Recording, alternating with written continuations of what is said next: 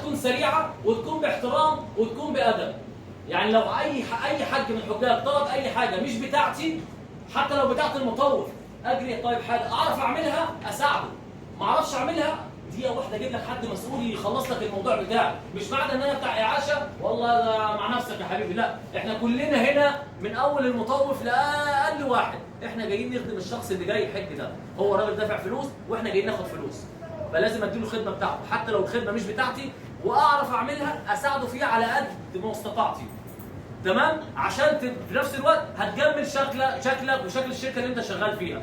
حاجه ما اعرفهاش ما افتيش فيها، ما تفتيش فيها، اروح للشخص المسؤول، اروح على المشرف، اروح لداعيه، اروح لكذا، لو سمحت الحاج رقم كذا، خيمه رقم كذا، عايز 1 2 3 حد يساعده. انا ما عرفتش اساعده، انت كده عملت اللي عليك، ارشدت حد هيجيب حد يقوم بالواجب بتاعه ويقوم بالخدمه اللي هو عايزها.